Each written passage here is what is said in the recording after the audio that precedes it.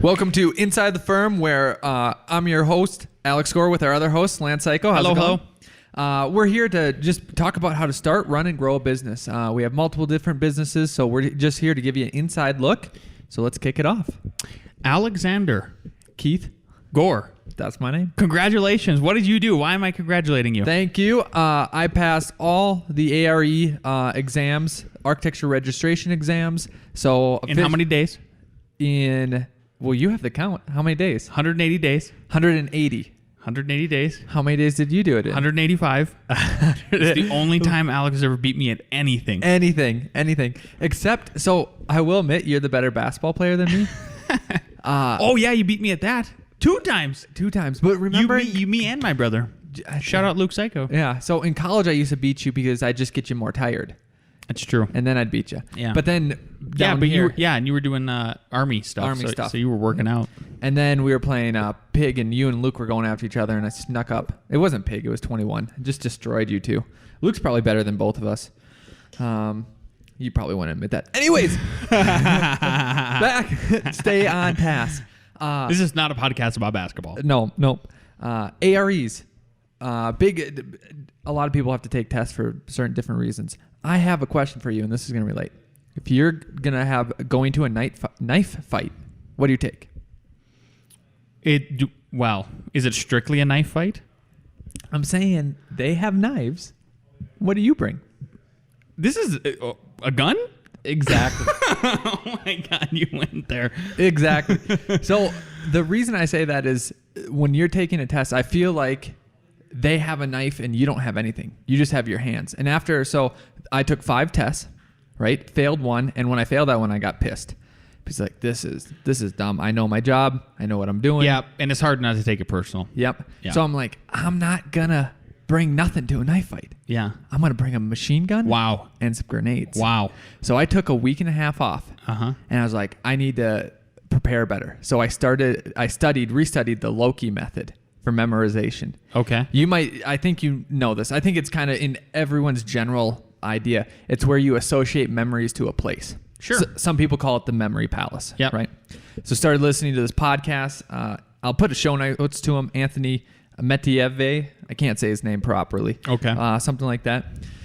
So then what I would do is I didn't study for the test that I failed. I just kind of moved on, and I was starting for, it's called BDCS or yep, BD? Yep. Building design and construction systems. Yep. Yeah. And I took their practice tests, Kaplan's or something, and there's like 250 questions. And there was, I got like maybe 40 wrong or something like that. So then remember on campus, our architecture building? Yep. I went back through every question, memorized the answers, and like put them in a specific place. Okay. And then I did that for other things. I was like, I'm bringing grenades to this fight. That's interesting. Yep. Yeah. And then when I took my second one, again, I didn't know because it was all new, and I never wanted to be cocky. When I took PPP the second time, I was like, man, this is just an easy. Like, when are they gonna get difficult? There was some crazy, but it was nothing like the first time. Then when I took 5.0, the first one I feel like I crushed. The second one, I was. Do they grade them the same in the way they tell you pass, fail? Isn't it a different way of pass, fail? Like it's a good pass, bad pass. Like there's levels. Yep. So before it used to be pass, fail, done. Pass, fail, and you'd get like one. You'd get a score of 1, 2, or was it 3? Yeah, for the second ones. For the first one. For the first one. Oh, okay. I think they changed it. From when I took it. Yeah. Yeah, because it was just pass, fail. They didn't tell you anything. I think. No, they gave you like what you failed at because there's categories. Right. But now they gave you like how much you failed at. Like you failed at it a whole bunch, a medium, or not much. But what I thought they were going to do is how much you actually passed at too. Like, oh, you crushed it or you didn't crush 95%. Yep. Yep. They just gave me a letter. You passed. That's it. Hey, you passed. And then you like download the PDF. Passed. Yeah. Like that's it. I like that because I was just so over the test. I was like, I don't care if it's a pass. That's all I need to know. These things are giving me ulcers. Yep. So anyways, my just tidbit that you could take from me or not take from me is they're so crazy. You might as well bring some different tools to the table. And I brought I looked into a memory system and applied that. That's a good idea. Yeah. Yeah. Yeah. That's it. I memorized the things I remember memorizing the most were, especially when we got to structures, like how far you could have rebar from the outside, from the outside face or inside face of a foundation wall, a footing. I think you should always know that stuff like that, which is why I like that we've been bringing them up on the code questions. Yep. And then I also memorized formulas. And some people said, so like we watch the Thaddeus videos too. I'd recommend getting a hold of those if you can. So David Thaddeus, he does structural stuff. I don't know if he's going to do. I imagine he's going to update it for 5.0 or something like that. But that helped too, right? Yes. Just concept wise. And one of the things he says was, why I bring up is he was like, well, you should just do you should be more worried about concepts in your formulas. But I was like, I'm going to bring guns to a knife fight, and I'm going to be worried about both. So I memorized like deflection and how that one whole worked. And I know for a fact I got a question about deflection on the structural test. And I nailed it. Nice. It took me the longest. Like I left that one until the end. Yep. Because I had X amount of time, and I was like, I'm just going to make sure I get this one because I know I can get it. I know the formula. I know how to do it. Yep. So the only criticism I have of 5.0 or the whole thing? Of the whole thing, because I feel like there was a lot of, it's weird because structures, there was moment diagrams, there was, like, okay, this force is coming on, this beam, what are the reaction forces, if this is a shear diagram, what's the moment diagram, all stuff that, like people know from 4.0 should be in 5.0, but it wasn't as structural heavy. And I wish that they'd go to like how we would teach structures, meaning like, okay, all the, you understand all those concepts. Okay, here's a floor area. Now, here's 100 pounds, I just feel like you could give them a 3D because everything's 2D, and that's fine. I understand, like, okay, they do have because sometimes they'll put like 100 pounds a square foot, and you could just times that by an area, but they keep it real simple. Yeah. But I think, man, once you understand the concepts, why don't you give them one application question? I think you should because I don't know. I use my stamp. I will stamp liberally. Small. I know. I was thinking that. I'm not going to say liberally. I use it conservatively to stamp structural stuff, right. But it's based on what you just said, where I know I can do a quick area calculation and then size a beam, or do like a span chart and rely on that. IBC code standards. Yep. IRC code standards with headers. All that other stuff. Yep, which they're in the book. I don't know if anybody knows that, but if you look into specifically chapter 23 for woods in the IBC, it will give you span charts and you'll be able to size headers. It's pretty clear and logical, and it makes sense that they would do it because of the build. I think builders need to do it sometimes too. There's details in the IRC book too. There's details about how to do stuff. So as much as charts, as much as we hate the code books, like there's pretty good relevant like information that you can apply directly to your drawings. So everybody already knows that. We're just preaching to the choir here. Yeah, I really want to teach a studio where we take an existing project, give them a different piece of land, have them go through everything, go through like what city codes would be used, and then show them the code book and have them like, man, just be so practical. You know what the problem with that is? What? And I feel like we learned the lesson once we taught that one studio, is that I don't know, a third of the kids were like, oh, this is great. And a third of the other kids were, this is lukewarm. And then a third just hated it because they wanted to do crazy Zaha Hadid, type of loopy buildings and stuff like that. But what's crazy is that, maybe you have to force the students, because how many semesters of design at CU it's different. Because they don't take as many studios as other universities. Yeah. So we got to design crazy skyscrapers, crazy buildings, all this other stuff. One of those semesters could have been used for heavy practicality. Yeah, and we sort of had one like that, but it wasn't in fifth year. Yeah. Martin's. Mm-hmm. It was close.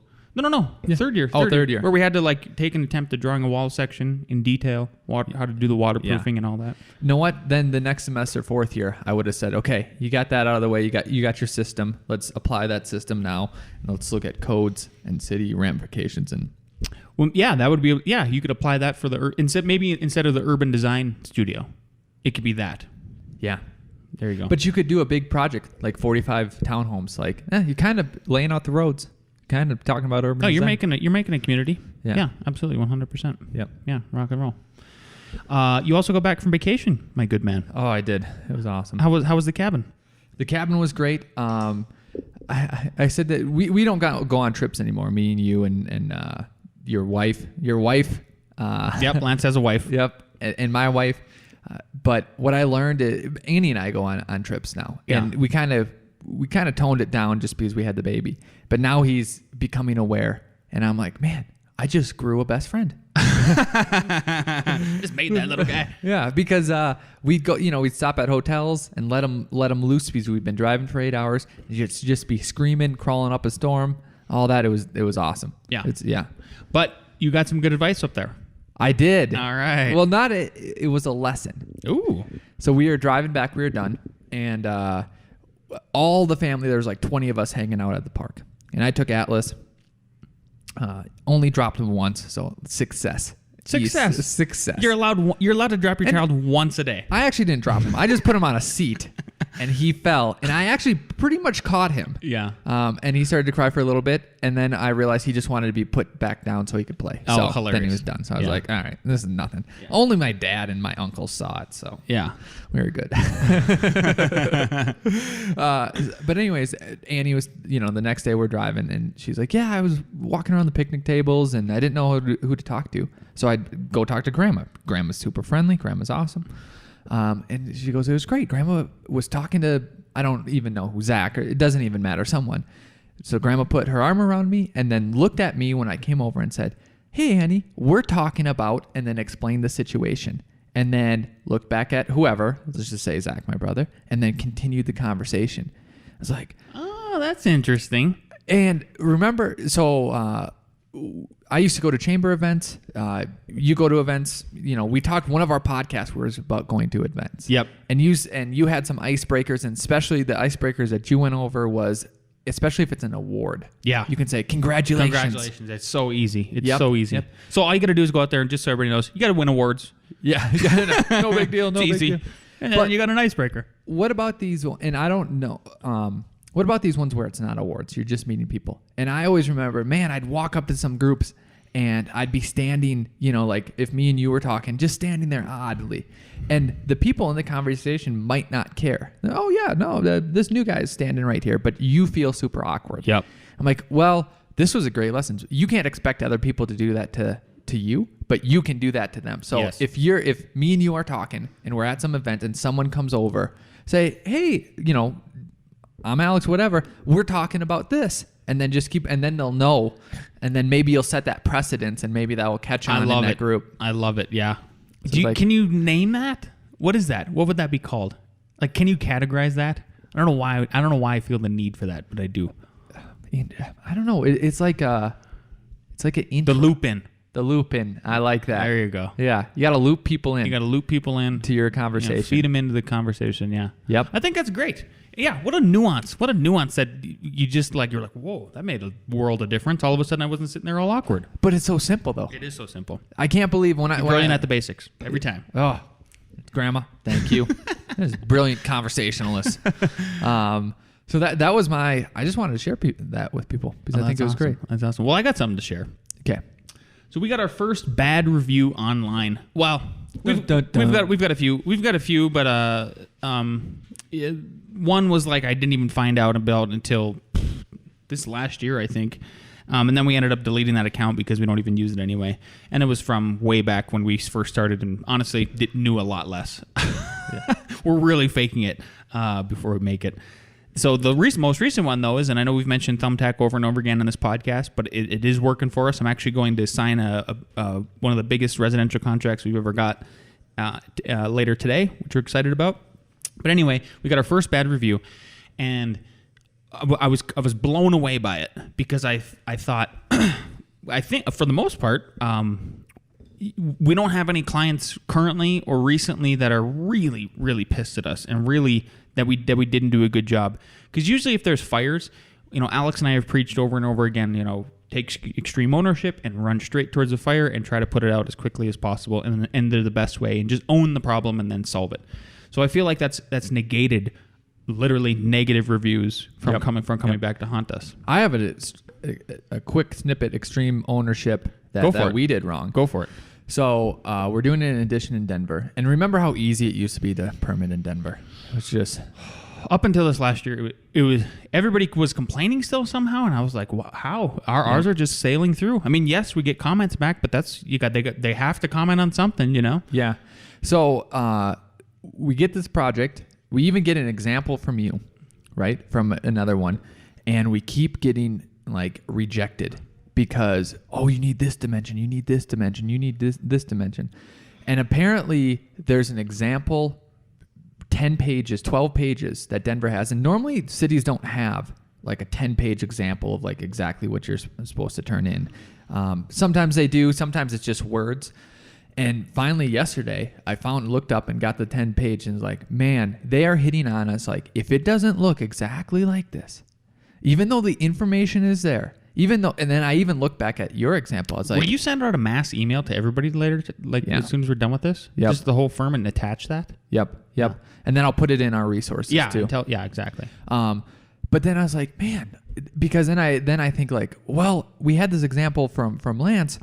Did we not even put that in? Like, did we mess up even like extra hard? And it wasn't even on yours. Like, it wasn't even there. I got my face. Yeah. No, but yours went through. Went through. Whatever. So it was just crazy. So all I'm trying to say is that, man, this could have been solved by getting this sheet, knowing that like this sheet existed and how important it was and how did you find out about it then? Contractor told you? Yeah. So he said, so he gave me, like he's supplied a couple of sheets of it. Like, here's a couple of sheets. Here's a couple of sheets. And when I was like, I need to find the whole PDF. Oh, this is 12 pages long. Holy cow. This is crazy. Mm-hmm. This isn't just those sheets. And then I even went, he really wanted me to get it in because he's at the city. They have to, he shows up at 6:00. There's a line. I know. It's crazy. Can't even get in. We're in a building boom, blah, blah, blah. So, I even saw some stuff that the city didn't even say that they needed on yet, but it was still in that PDF. I'm like, I got to add this. You can't have a contractor there for 6 hours and then them bring up something else because he said, this was yesterday. All we need are these 3 points. So did those 3 points, looked at the sheet, saw a whole, some more, then added those. I just have the feeling that they're going to come back and say, you know what I mean? Poor guy. Yeah. Poor city, poor bureaucracy. Anyways, the point is, again, the simple answer would have been, could have been solved. Don't have to be a rocket scientist or anything like that. Just needed to do exactly what that sheet said. Yeah. Have that. Okay. Egg on our face. So what does that mean for don't take extreme ownership, or we didn't? We failed. No. It just went back to be brilliant at the basics. Yeah, there you go. Break it down. Okay. Yeah. Well, hey, from here we have like a dozen projects in Denver that we're going to need to prepare to do this. So at some point you gotta cut your teeth, right? Yeah. It is what it is. Yep. Okay. Back to Thumbtack. So we got a bad review, and at first I thought it was I was just kind of blown away. I even contacted I went and looked through like all the people that have hired us, and I couldn't narrow it down to one until because the review is anonymous. Yeah. So that was the problem, and actually I want to read it because it's public. So who cares? I don't care. I'm gonna read it. So here's the review we got, and here's what was puzzling to me. Because first it doesn't show like a profile of anybody, so there's no picture, and then it says anonymous review, and then it starts like this: be realistic on time, projected to have a finished product. Remember, we are customers, ... We are paying to get a finished product, not your opinion of us. Don't add in unnecessary items that will increase costs of building. If builder says something wrong / unnecessary, change it. They are the ones that deal with the county. And I have to clarify, this review didn't even spell out with, it was just W. And so why I say that is, like, when you're online and you're doing anything social media wise, I feel like you can pick out the way people spell things or use the grammar. If like, oh, you're kind of crazy. I feel like you're a little bit crazy. So, so that's the way I took this review at first. I go like, I don't know if this is even directed at us, right at us. I wonder if this is like a spam review going to anybody. So I responded as nicely as I could because I wanted to know, hey, I wanted to solve the problem. So I said, hey, hi, Anonymous. I am sorry to hear this, but I have no idea if you are actually a former or current client of ours because everyone seems to be happy with our services. We also do work with builders very well and change things as needed if they are in fact needed. Lastly, we never add in unnecessary items. We design to code and only add in extra items when asked to do so by our customers. I would welcome a lunch or coffee to clear the air. Please feel free to get in touch with us at any point directly. Best wishes. Yeah. So go ahead. So this was why it was a little bit weird to me was we pay you to do something, not your opinion of us, and then also when a builder says something, do it. So what was weird about that is it threw up a red flag. One in the general sense of, hey, just because a builder says something doesn't mean that that's what's required or what's structurally sound or whatever. Like it's a generally wrong statement. Yeah. But those two in combination made me think like, okay, was the builder doing something and then blaming it on us and not even letting us know? I think so. Like, oh, the architect should have done this, or, oh, they're not getting back to us, even though they never contacted us. You know, they just, maybe they don't have their stuff together, and then the blame game just got passed to us without us even being in the loop. Being aware of it. Exactly. Yeah. So we were literally blindsided by the review, again, because we thought, you know, as I explained all the previous points before, we don't have to go back into it. So I got in touch. So I responded like that, and then I got in touch with customer service at Thumbtack, and I said, hey, I would like to report a potentially spam review. And they said, okay. So they went and looked at our profile, and they go, and I said, that doesn't seem real to me. I said, I have no customers do this, and the bigger point was, I said, how can they anonymously review? Mm-hmm. Because you can't do that on Google. Literally, if you Google a business and then you go to review them, you have to be signed into your Google account to leave the review. I do it all the time for people that we like working with. Like, I feel like spreading the love. Yep. You can't do it on Amazon, but Angie's List either. You have to put your name. And Yelp. And Yelp is like the king of the reviews, right? Yeah. Like South Park did a whole episode of that, or a couple episodes. I think it was Yelpers or something. So I expressed that to the customer service lady. And as I said, I'm just giving you my reaction. I'm not trying to tell you guys how to do business, but I am. This seems like you're the oddball. Yeah, this seems like you're the oddball. Seems like you're going against anti-internet, because anti-internet, the idea behind the internet is transparency of information, of knowledge, of people, of all these things, and so it levels the playing field. Yep. So ESPN learned that lesson years ago, and I was very upset. Because they used to have comments on game matchups. It was the best. It was the best thing to do. It took up so much of my time. It was awesome because it'd be like NDSU versus Iowa, and it would just be smack talk after smack talk, just people being terrible, just being hilarious, being ruthless to each other. Mm-hmm. And then they made it so you had to sign in through Facebook, and then it was yourself. And the comments just went from literally, I would look and it'd be like 5,000 comments of NDSU versus Iowa, and like Alabama would have like 2,000 because it'd just be these threads of just terrorism. Yeah. And then all of a sudden it's 10 comments per game now. Oh. So but that proves the point. Yeah. It holds people. It holds people accountable on both sides. Yep. So the gal said, oh, well, it's anonymous because we had so she couldn't explain why it was anonymous. All right. So then I went one step further, and I said, well, I said, I don't think this is a customer. And she goes, I said, who can leave these reviews? And she said, well, anybody who's interacted with you. So if you get a request for services from Thumbtack and you respond to the request, right? You just say, hey, it's going to cost X amount of dollars. Can I meet you here this day? Whatever. They can give you a bad review. Yeah. So I just want everybody to be aware of that, number one, and be careful in that regard. So then I let the thing simmer for a couple days, and then I called one more time. And because I said, hey, I've thought about this. I really think this is a spam review. What can we do to look up to get rid of this review? Yeah. It is only one bad review out of 25. Like, we're still a 5-star company. So then I got down to the anonymous part. And this second representative said, the reason why we have the anonymous reason on there, and we thought long and hard about it, is we had customers come back to us. We had a specific customer who left a review for a pro, and the pro went after them in a pretty harsh way. And like a Donald Trump way, like being exactly like a Donald Trump way. Yep. And just bullied them. And you've got this little customer. Maybe it's a bigger company. Isn't it crazy how one person can ruin it? You've heard that. And that's so what many I said. times. That's what I said. I said, so you guys really let one bad apple ruin it for all the pros? I said, do you understand how weighted this is now against the pros? I said, here's an idea. How come we don't get to leave reviews for customers?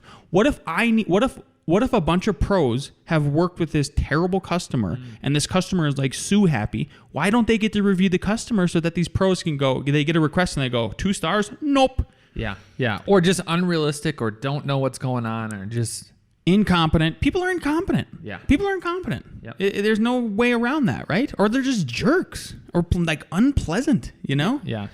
So the lady goes, I understand, and we'll take it down and we'll write something up. She goes, here's my suggestion.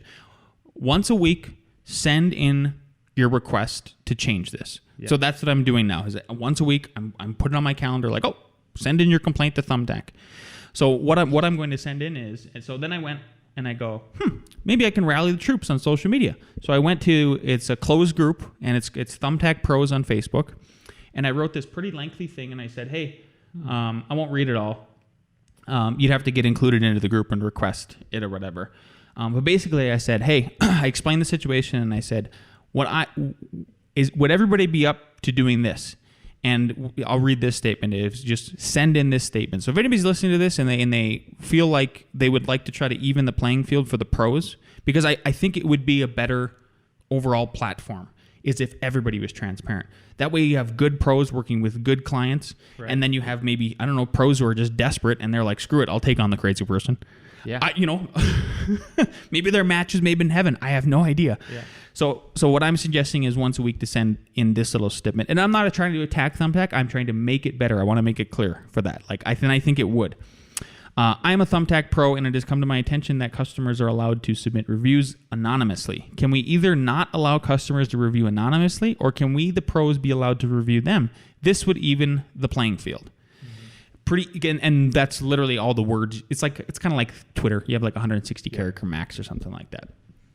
So that's part 1 of the rant. Okay. Part 2 is actually more educational. So I had a few other pros respond back to me, and one of them, and I won't name his name, but I wanted to read this little story to everybody, because I think we are actually going to change the way we are right now. When we buy credits in bulk from Thumbtack to bid on requests, and it automatically charges our credit card. And here's the word of caution with that, okay? Everybody should be aware of this, because it could cost you thousands of dollars.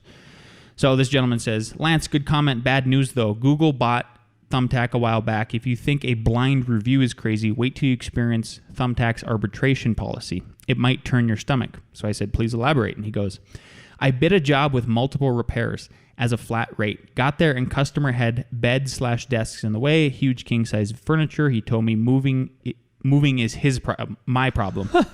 Yeah. or he might the next night. I did stove install, hood install, 1 toilet, blah blah blah blah blah. So he keeps going on, and then he goes, another man. So mind you, if he works at home daily, but this particular, I should back up. So he moved all this stuff. He got a final payment. Then 3 weeks later, he said a leak at dishwasher flooded his house. Mind you, he works at home daily, but this particular leak was so bad. If he caused a flood, but so small he never noticed water anywhere ever. He messaged Thumbtack and never me. Another handyman came out and told him the connection at the sink was wrong. Thumbtack wrote me. I told Thumbtack I didn't connect it. Sink just at dishwasher, and if another worker was there before me, I can't be responsible. He said $20,000. I said no way, but he still did not contact me. Mind you, he texted me and emailed me 3 weeks later ordering products. Thumbtack settled his claim, and since I would acknowledge his dispute, they canceled me. Told them the whole timeline didn't work. Thumbtack paid them? Hold on, exactly. He called another pro and never talked to me. They say it's up in a debate. It's an update, and we all agreed to. FYI, the year I spent $5,000. And then he continues, and then it'll go back to me. Oh, Thumbtack the next day tried to back charge my credit card, $22,000 to cover. Told my credit card to tell them to F off. F off and block them from auto withdrawals from my account. Something else they don't tell you on auto pay. This is why I bring this up. I think this is critical for everybody. Yeah. So then I said, wow, that's a crazy story. So would your advice be to not allow auto withdrawal as a precaution? He goes, yep. Customer was a scammer, which brings me back to my original point. So that's why I really feel, when I'm ranting about this, I feel strongly about it. Like, knowledge is power. And so, I think we're up against a wall here. Yeah. What's crazy is that the construction field has took this guarantee to a whole new level. Amazon, I've never had a problem returning something. Just return it, whatever. Even though Amazon is a bunch of different individuals, it seems to always work out. And I wonder if Amazon even has, kind of their back. Same thing. Some people have bought our lift template from revitfurniture.com and they've returned it. And some of them I honestly feel were scammers. Some we had actually good communication. Like, hey, I looked at it. I tried using it. It's actually not applicable to what I do. I go, no problem.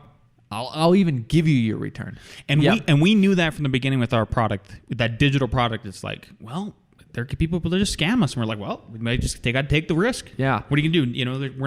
We're not smart enough computer wise to like encrypt it. I don't know. Yep. And then there's been other people that are either architecture firms or construction companies or whatever who just literally cancel payment, ask for all their payment back. I'll email them because when they buy it, and then I'll even email like their work account and like, oh, you just don't want to pay, and you're just asking, you're literally just stealing. You are literally stealing. Yep.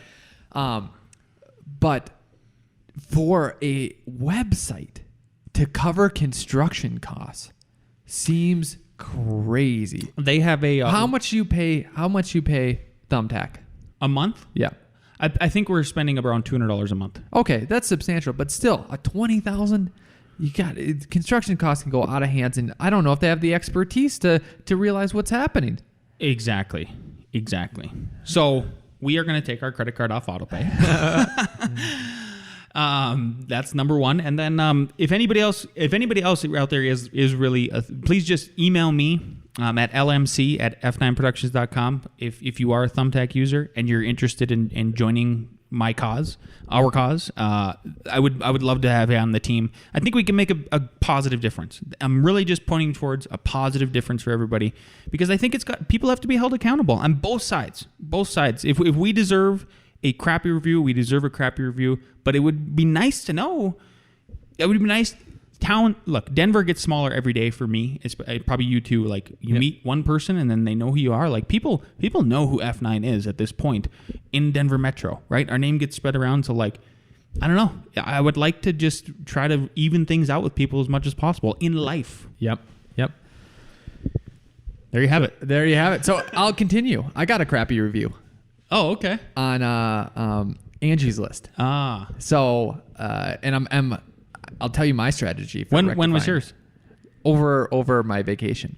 Oh, nice. So working up to my vacation, not only was I trying to get everyone set up, all my guys set up, we had huge deadlines for huge projects. And then I had my 2 tests. And then just getting everything right. And then Angie's List with all those things just be literally just over my head, overwhelmed with too many stuff, too many top priorities, too many big projects, right?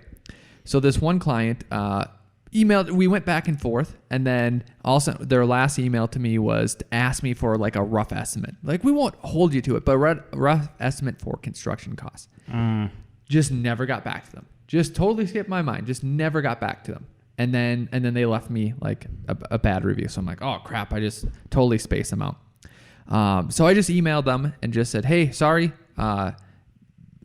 apologized, then said, we got so many, responses. I just couldn't, handle it. Not an excuse. I'm sorry that, we didn't respond to you in a quick manner. You deserve great service. We've actually changed our ad. so that I changed the ad. So instead of it's like 3 hours for 99, and then you get like some sort of drafting stuff. I said no, because I can't handle the amount of work. It's now 3 hours for $299, and there's no drawings, and it's just a kind of review, and it says specifically for like new houses or like commercial work or big additions, right? Emailed her. She said, hey, thanks, great. Had some back and forth, asking her if anything I can do, and then pretty soon then I'm going to ask if she can update her review. That's or change awesome. her review. But at least you got to contact that specific person. Yes, That's my point. Yep. And I told her it was our fault. I dropped the ball. Absolutely. Yep. So, and you knew you dropped the ball. That's what I'm saying is like, I have a freaking clue if I drop the ball. Yeah. Kills me. Yep. As a person who is like, me, just like A-type and anal, like I need to know solutions, problems, all that. Blah, blah, blah, blah. Yep. And it's one bad review out of like 10. And I've actually seen other bad reviews from other architecture firms. And then I get to respond on Angie's listen, did it, it was very nice and all that. And I've seen them from other firms and they explain the situation like, oh, okay. I can see that happening. Yeah. Yeah. And on that, makes it seem more real. it does make it seem more real. I actually think, and on that note, here's the last thing I think I would say about negative reviews is, let's see here. So this guy says, this is somebody that responded, and they said, I am at about 180 reviews, but a couple of years ago when the count was much less, I was going over my reviews. All of them are Thumbtack customers. None are shill. And between 20 or 30 should have had the verified label. Oh, maybe that's not what he said. I think he said something. Basically, one second. Different guy might have been. Yeah, this is perfect. Here's what we should end with this little rant is. Astute customers who read reviews on a regular basis understand the concept of the occasional mental case posting a bad review and will look at the overall ratio of good to bad for a given product or service. Right. Also, on Amazon for books, I always click on the bad reviews. Because the good review, I'll read one or two good, then I'll read the bad reviews, and then I'll decide if the book was just fluff or if the person is coming out of nowhere, or Maybe they have their own weird agenda. Yeah. Against this particular author or this particular movie director or whatever. And a lot of times the bad reviews almost make me want to buy the book more. It's like, I would agree with that 100%. Yeah. So there you go. So I don't know. This episode should be called Bad Reviews. How to deal with online reviews? Yeah. Honestly, there you go. Yeah. How do you do it? I don't think anybody talks about that too much. So there you have it. Okay, we'll move out of crazy territory. Unless you had something else to add, Al. Do you have more to add? Just crazy in general. Just crazy in general. And into our bestie, Nick. Nicholas reads. Yep. Here we go. Hello, best friends. It's been too long. A reading. But I don't understand. Why do you want me to think that this is great architecture? He pointed to the picture of the Parthenon. That, said the dean, is the Parthenon. So it is. I haven't the time to waste on silly questions. All right, then. Rourke got up. He took a long ruler from the desk. He walked to the picture. Shall I tell you what's rotten about it? It's the Parthenon, said the dean. Yes. God damn it, the Parthenon. The ruler struck the glass over the picture. Look, said Rourke, the famous flutings on the famous columns. What are they there for? To hide the joints in the wood, when columns were made of wood. Only these aren't. They're marble. The triloglyphs. What are they? Wood. Wooden beams, the way they had to be laid when people began to build wooden shacks. Your Greeks took marble and they made copies of their wooden structures out of it, because others had done it that way. Then your masters of the Renaissance came along and made copies in plaster of copies in marble of copies in wood. Now here we are, making copies in steel and concrete of copies in plaster, of copies in marble of copies in wood. Why? The Fountainhead by Ayn Rand. Come on. Who doesn't love Howard Rourke? Lance, to be the best, you must lose your mind. Toodles! I think it's fair to say not only is Nick our best friend, but he's your best friend too. Exactly. He was a little bit sick there, if you couldn't tell. What's your reaction to that? So I haven't read The Fountainhead. Shame on me. Shame on you. Absolutely. Seriously. My reaction is, is just a question. So what are they saying? Coppings don't copy? Well, what I got was the end. The last quote was, he said, why? Like, why are we doing this? Like, Yeah. You're literally making a marble column like you would a wood column because that, hid the joints on top, but it's Fake. it's fake. So you want me to go to my response? Or You keep going. Okay. So what I got, I go, why is such an important question? And I have 2 examples, maybe even 3. But there's a Civic Center expansion in Rochester, right? And Corey asked my brother, he goes, what do you think of it? I go, I think it's terrible. And then I explained why. Oh. So they had the Civic Center. It was okay. It was brick. And then they added an expansion onto one side. And it's just basically glass, and it's very subtle. And it's, nice, but nothing too sophisticated. I go, they didn't kind of know what to do. They needed an entrance, so they just made a nice, subtle glass entrance. But totally okay, like 10 years ago. Then they added a museum to the other side. This one's more modern. I think you've even seen it. It's the one that's like Core 10 and crazy and zinc, I go, but it's still subtle. Then they added this big expansion onto the front. And think about a skyscraper podium. Okay. A new skyscraper podium where they're using just a generic, huge curtain wall. And I go, the scale is all off. And then also what they did, I go, this is in the city. And Rochester, for being small, is pretty dense. It's pretty city-like in its downtown. It's a crazy urban environment. Yep. Then they have these huge pillars of stucco. And I'm like, this looks like a residential application holding up this overhang that has no structural support for the glass because you can see that the glass is supported behind it and there's steel behind it.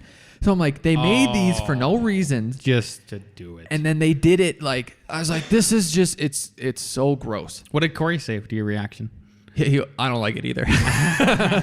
Damn architects. Yeah. And then the other thing too is I was reviewing one of our projects, and it's a whole bunch of townhomes, and the units are like flipped, mirrored. And I just asked him why. Why is this one facing this way, this one facing this way? And like one pattern of buildings was more uniforms, where one was more, flippity floppity. And I didn't care. Well, I didn't know which one. I honestly, why is this one like this? Why is this one like this? Do you get bigger yards? Do you not get Is bigger? there a rationale behind it? Is there a rationale? And that's all I was trying to get across is like, the answer could be, you could go with one or you could go with the other, but are you asking yourself why? And if not, someone might. And if you have no answer, that looks bad. So I just like that. I don't know. They're examining why. And I never thought, why are those, the capitals at the top? Like, it was for wood to hide the joints, but now they don't need to. Why do we do that? I wish more people in general asked that question and seriously examined it. I think we'd be better off right now. I think things would be as crazy as they appear to be on the mainstream news if more people were asking why, and they tried to get to the core of why X is mad or the Y is mad, or you know what I mean, and really critically thought. I shared a podcast with a friend of mine, and to say like, here's why things are getting crazy. And it's because these two different sides are not listening to each other, and nobody, everybody's just rah, rah, rah, rah. And she goes, it's an hour long. I'm like, that's you're part of the problem. Yeah. Would you just examine it for a little bit? And I get it. Like my wife just turns off the news or stuff like that. She just avoids the internet at this point, and she's super happy. And she, so I'm the filter for like any kind of crap I see and stuff like that. So I get it. But man, I think overall as a society with everything, man, we'd be better off. And going back, you said if people ask why, they'd get to the core of it, which goes back to one of our principles, simplicity. And what is another problem? So besides all the problems with the government and everyone going crazy with left versus right, the fundamental problem, I think, like, I almost want to strip all that away and say, Well, they're still trying to regulate every single scenario. Yes. I'm like, so that means it can only increase in complexity, which means it can only increase bureaucracy, which means when we go back and they have these 12 pages and they need the dimension exactly like this because they can no longer think, oh, is that dimension in a different place? Is that information there? Because there's so much bureaucracy, it doesn't matter. And the contractor called me and complained. He's like, this has nothing to do with how I'm going to construct it. All of this has, I already know how it's going to be built. This is only satisfying the bureaucracy. This is only yep, exactly. And that's where, some of these counties are better. You can turn in like 4-page sets and it's all fine. And it makes it so that they can't think and they can't change because you have to follow all these rules. And it's why? Why? Maybe that's what the episode should be called. Okay. Next up, we've got another one of our besties, Devon Tilley from Art of Construction Can Podcast. I pause you? Sure. Hit pause button on Lance. How do we keep that balance in our firm between, hey guys, here's what we have to, like standards and checklists and all that versus why? You know what I mean? Isn't that key? So as we grow, we don't get this formulaic where, man, we make a crappy ass Civic Center edition that's just terrible because this is the formula. Just don't ever forget about why. Yeah. I don't buy that there's going to be a formula that makes us make crappy stuff. I think it's good to have some framework and work within that framework, right? You got to have that. So I'm not worried about that. We just got to make sure we keep asking why. That's as simple as the answer I can give it. Okay. Back to Devon. Devon's joining us here for this week's worst and best advice. So here we go. All right, my friends, Lance and Alex, you asked the Art of Construction to give us our best and worst advice. As a note, I did mention us on the Art of Construction doing this on your show. So the cross-collaboration of the Art of Construction, we're all for and big fans of your show. So, Devon Tilley, you're going to start, and then Kevin will circle it back. My best advice, one word. You ready? Read. And I was not a reader. My father-in-law is one of my advisors when he said, well, what's your last book you read? What are you reading? I kind of, listen to more magazines and fake, I didn't read. And I was not succeeding as fast as I wanted to. And it's hard to get into that, especially when you're building a business, having kids and all that stuff. So I do a presentation called The Full Life Perspective now, and I talk about that my best advice was to read, but utilizing technology to read. So I'm big into Audible, podcasts, as you, I'm sure, are aware of when I run my own podcast show, The Art of Construction, but reading and always be learning. I was at the Berkshire Hathaway Summit, and they asked the final question to Warren Buffett, and what's the best advice? He said was always be learning. And how do you always be learning? Always be reading. Worst advice. First job in the construction industry, in the corporate world, distribution center and door shop, systems were not in place. My first boss, I said, well, how should we set this all up to go sell? And he goes, Devon, just go out and sell and we'll figure it out. Worst advice I ever was told, because him and I went out and sold. We're good sales guys. Well, we went out and sold all this stuff, and then we couldn't perform on that. I spent 4 years going around with damage control about fixing the mistakes of what I sold the wrong way. So again, back to the best advice is always be learning, but set up really good systems. Don't expect what you don't inspect to grow your business. Hope that helps, guys. Kevin, the floor is yours. Well, what I would say on the best advice is to embrace change, because the only thing, there's an old adage, an old cliche that the only thing certain are death and taxes. And the reality is everything is constantly changing. But as human beings, a lot of times we don't like change because it's not easy. It takes a little work. It takes a little upset. You gotta roll with the punches. But the reality is life, and in particularly in the construction arena, it is constant change. That's the only thing that is certain in construction is constant change. So, my philosophy with that is to change or die. And there's a great book entitled Change or Die, talking about the fact, as an example, as human beings, again, many times people that have gone through traumatic health situations where they've had quadruple bypasses. You know, the percentage of people that have actually changed their eating habits to avoid a second bypass type surgery is phenomenally low. That's how much people resist change. You would think that on your death's door, you're faced with an opportunity to live, and you get a triple, quadruple bypass, whatever the case may be, and man, you're going to start eating some healthy food. The reality is most people don't, even with that. So that's what I would say is embrace change or you will die. And again, it's a great book. I can't think of the author's name right off top, but it's a great book called Change or Die and gives you a lot of good details of how to work through that.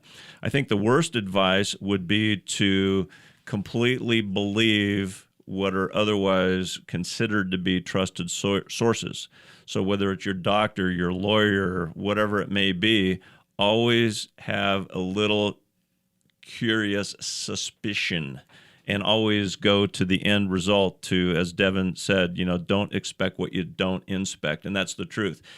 If you inspect it, if you vet it yourself, the chance of error becomes dramatically less. So I think the worst advice would be to just simply accept trusted, figures without really checking it out, because the reality is everybody is human, whether they're a lawyer, again, a doctor, an engineer, whatever the case may be. You can get in a lot of trouble if you believe those guys without checking it. So that would be the case. Awesome. Well, Devon and Kevin from The Art of Construction, hope this helps. We're big fans of you guys. Keep up the good work.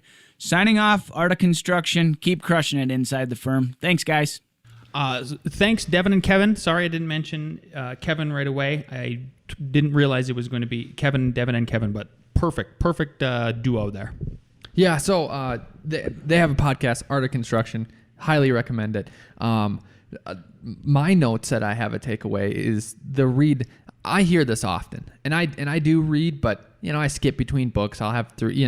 It's not as you always have like 2 or 3 that you're reading at one time, right? And then you're kind of like shuffling through it. I'm kind of shuffling through it, and then things come in the way. Architecture test, baby, life gets in the way. So I'm wondering. Here's the idea: is that maybe we ask Devon or some other people for a business, not a startup, not what book should we read? And the one I hear a lot, and I brought up, is the E-Myth. And should we just start reading a chapter a week, me and you, and then that's a new segment to help everyone else out? It's like we just go over our notes, go over our reaction to it, give a little summary of it. It's just one segment, and it forces us to do this recommendation that everyone says. What do you think? I'm sure. It would force me to read. Yeah. Because there you go. So jumping into Devon's advice, I know I feel like I hear it once a week. Read, and I don't really read a lot. I do listen to a ton of different podcasts, and sort of that's my way of reading. But I have heard that there's a big difference in the way your brain interprets the information audibly versus visually. And I don't know if there's a consensus out of whether you observe one or more. So I was happy to hear. I was trying to justify I don't read, and then Devon said Audible, and that's one thing I've been trying to. I need to get into is okay, because I have a stack of 14 books in my closet that look at me every day, and they're like, "Are you gonna ever read me?" Mm-hmm. And they're books that I've even ordered. One is the Art of War. Yeah, is that what it's called? The War of Art. The War of Art. Sorry. Yeah. Yep. But maybe we could do Audible, because you're so used to these podcasts, and maybe you play some, and I kind of want to make the excuse too. Podcasts. I listen to podcasts. I read blogs, but a book is someone's research over time, and the other thing is if you get one that's 10 years old and someone's recommending it, so this has stood the test of time, and everyone says exactly that this stood the test of time. Yeah, yep. So I think we should try to bring that segment to here. Yep. His worst advice. It's so funny because that's sometimes advice we give and a lot of people give. Just do it. Just do it. Just do it. Ask questions. Ask for forgiveness later. Yeah. But the follow-up to that was if it's only okay to do that if you have a system in place. Bam. And I think we did from the beginning. It was make a system, a template, so that you could handle these projects, respond to everyone quickly, have a contract template set up. So maybe we don't say that as often, but it's just do it make your system. Just do it with your system in place. Yeah. There you go. Yeah. It doesn't roll off the tongue as easily. No. Kevin brought up change is inevitable.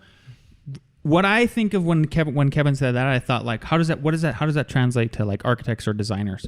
So one of the things that I take pride in is now, but I think it only happens when you become like a seasoned architect or a designer, is a client, you send something off to a client and it's a new design and you love it. You're just totally in love with it. And then they come back and they go, can we just not do this and do something completely different?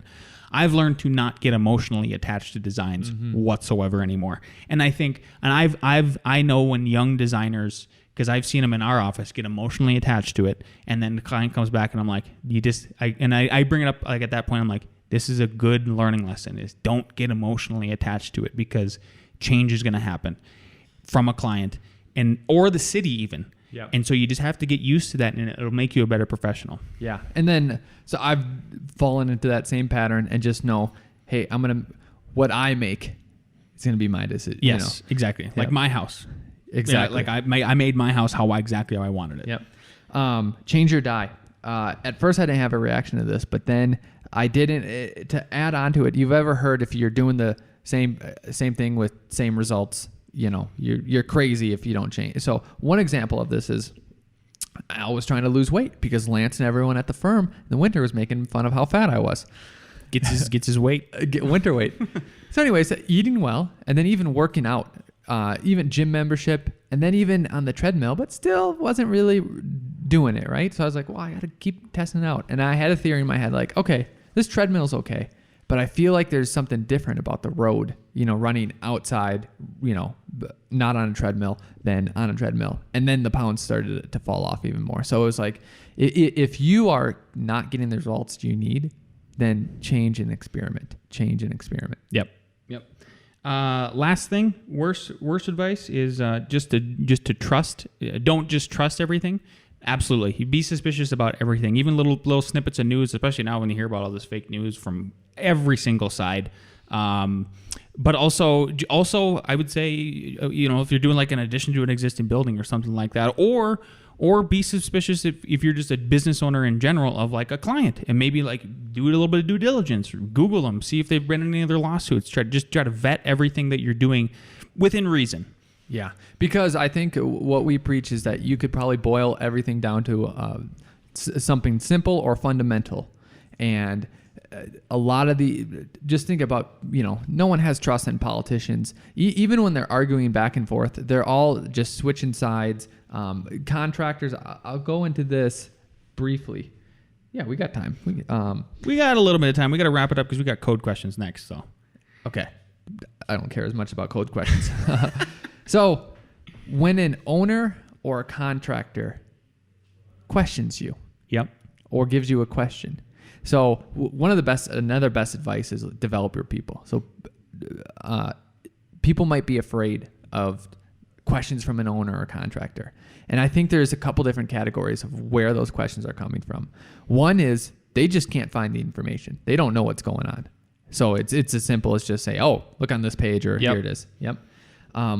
Another one, which is recent, is I don't think these problems are too difficult. They just don't want to think about it. Yep. Because you're the, exactly. Hey, what are we going to do there? So you get a question and you might think like, oh man, what are we going to do? I'm like, oh, if you just spend 10 minutes thinking about it, they just don't have 10 minutes to think about it. That's why. Same thing me. I got a question. I forwarded it to one of my guys who way less experience, came up with a solution that was it. Like, oh, just took thinking power. Didn't take any expertise whatsoever.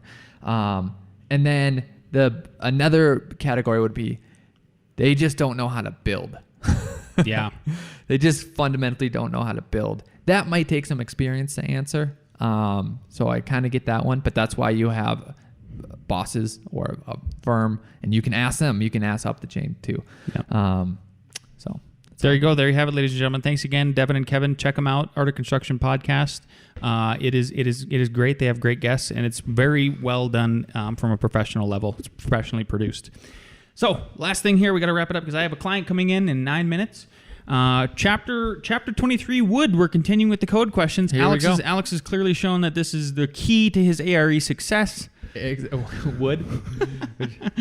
Okay, so this is more notching stuff.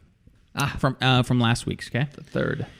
So 2308.7.3.1 ceiling joist and rafter connections. Ceiling joists shall have a bearing surface of not less than how many inches at the top plate on each end?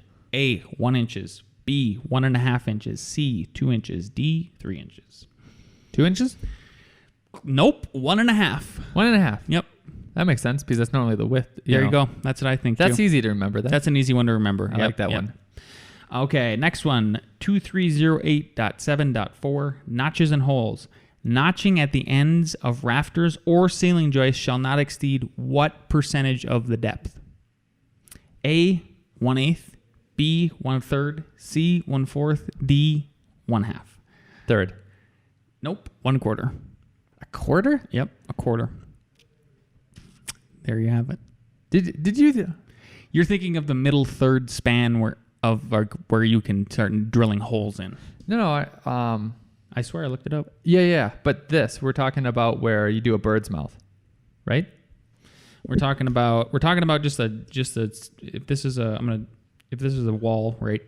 Okay. Yep. So And you have a joist and you have a ceiling joist sitting on top of the wall. You can notch this down a quarter. You can notch like the top of it down 1/4 of the depth. Oh, okay. Yeah. Okay. I haven't. None even of the come listeners. across that. None of the listeners saw that drawing either. Yeah. Anyways, yeah, I haven't had to do that ever. Well, if you do, There we go. the more you know. Last one, 2308.7.6. If you notch down and then you put in like a 2x6 to connect them all, then it's probably not considered a notch then. Or maybe it is. It might be. I wonder how that would work. Because It those might. forces are still Acting. they're on still that. going cutting through it. They're not exactly. okay. I don't think it would work. I don't think it's a substitute. 2308.7.6 framing and round openings.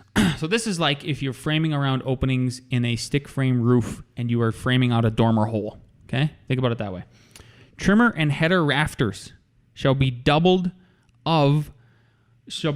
or of lumber equivalent cross section where the span of the header exceeds how many feet? A, 4 feet, B, 5 feet, C, 6 feet, D, 8 feet. What was the lowest one? 4 feet. Oh, I should talking to the mic. I always thought the rule was. Tell me if you remember this rule or if it's false. When you're talking about studs for an opening, the studs that you take out, you place. Yes. Yep. Yep. So then I would say, well, rather than, are they saying instead of doing just one on each side? Then I'd say it's the minimum. You'd have to do it at 4 foot because you'd be taking out some. So is that the other scenario instead of just putting one? Yes. Instead of just putting one. When do you have to double it up? Exactly. I would say 4 feet. Correct. Woo! The streak continues, ladies and gentlemen. And with that, we will see you all next week. Don't forget, please follow us if you on the Twitter, on the Facebook. Please leave a review. If it's be a 2-star review, just add 5 stars right on top of that. Yeah, just do it. Give it to us. We appreciate all of you so much. If you'd like to ever be a guest on the show in terms of being worst or best advice, email us your audio. You have a book suggestion, anything email it. like that. We love to hear from you. So thanks for listening. Yep.